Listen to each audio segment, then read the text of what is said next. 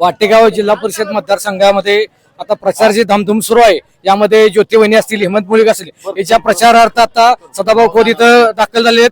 भाऊ, प्रचाराची धामधूम सुरू आहे, घर टू घर प्रचार सुरू आहे, काय वातावरण आहे? महायुतीच्या बाजूनं निश्चितपणानं वाटेगाव झेडपी मतदारसंघातील जनता आहे।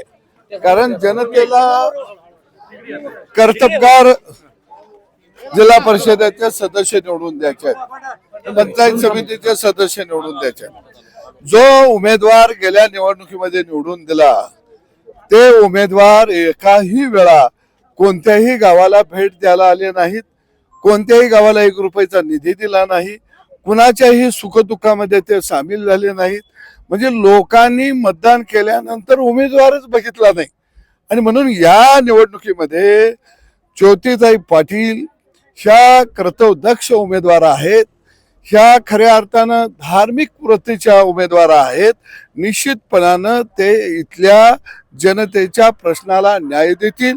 हेमंत मुळीक पंचायत समितीचे सदस्य आहेत, तेही चांगले कर्तव्यशील आहेत आणि तेही न्याय देतील। आणि निश्चितपणानं हा जिल्हा परिषद जो मतदारसंघ आहे तो मी वचन देत आहे लोकांना की आम्ही पानन मुक्त मतदारसंघ करणार आहे। सगळ्या शिवारातले पानंद रस्ते करण्याचा आमचा महत्वाकांक्षी खऱ्या अर्थानं एक पारदर्शक पायलट प्रोजेक्ट म्हणलं तरी काही अवघड ठरणार नाही। दुसऱ्या बाजूला वीज बिल मुक्त गाव, सोलर युक्त गाव, प्रत्येकाच्या घरावरती आम्ही सोलर बसवणार आहोत आणि महिन्याला 2000-3000 रुपयाचं विजेचं बिल आम्ही त्या ठिकाणी सर्वसामान्य जनतेचं वाचवणार आहे। आणि 25 वर्षाचा जर हा हिशोब केला तर जवळजवळ 6 लाख ते 10 लाखापर्यंत विजेचं बिल सर्वसामान्य माणसाचं वाचणार आहे। म्हणजे वीज मोफत घरावरती मिळणार आहे। दुसऱ्या बाजूला पानंद रस्ते मुक्त हा मतदारसंघ करणार आहे। गावातील संपूर्ण रस्ते, अंतर्गत रस्ते, पिण्याच्या पाण्याच्या व्यवस्था सगळ्या आम्ही करणार आहे। आणि काळाम्मा देवीचा आम्हाला आशीर्वाद आहे। या काळाम्मा देवीचा परिसर सुशोभीकरण करायला, भक्त निवास बांधायला नुकताच या राज्याचे मुख्यमंत्री आदरणीय देवाभाऊ आणि ग्रामीण विकास मंत्री जयाभाऊ यांनी 5 कोटी रुपये दिलेले आहेत। म्हणजे कधी काळाम्मा देवी हे दैवत पश्चिम महाराष्ट्रातलं एक महत्वाचं दैवत आहे, परंतु मोठ्या प्रमाणामध्ये कधीही निधी आला नव्हता।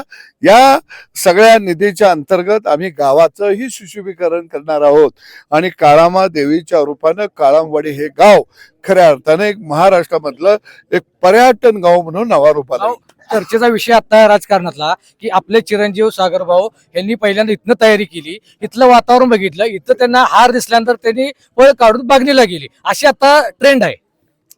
काय आहे की जे लोक असे बनत आहेत, इथं एका नेत्याची बहीणच स्वतः उभा राहिलेली आहे।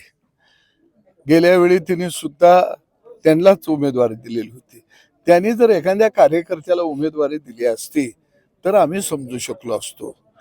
मुळामध्ये अमोल पाटील हा माझा एक कर्तबगार कार्यकर्ता आहे आणि त्यांनी इच्छा व्यक्त केली की मला हा मतदारसंघ लढवायला देऊ शकता का?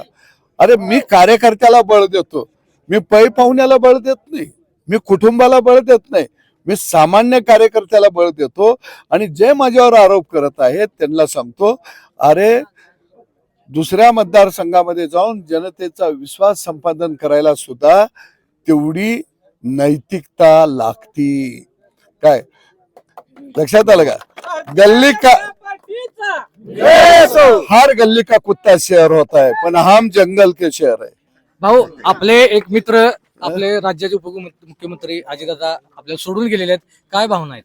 निश्चितपणानं एक कर्तव्यदक्ष लोकनेता म्हणून त्यांच्याकडे पाहावं लागेल। सचोटी काम करण्याची त्यांची जी पद्धत होती ती वाखाणण्याजोगी होती आणि निश्चितपणानं महाराष्ट्राच्या विकासामध्ये त्यांचं मोठं योगदान आहे। रयत क्रांती संघटनेच्या वतीनं आणि कष्टकरी जनतेच्या वतीनं मी त्यांना भावपूर्ण आदरांजली अर्पित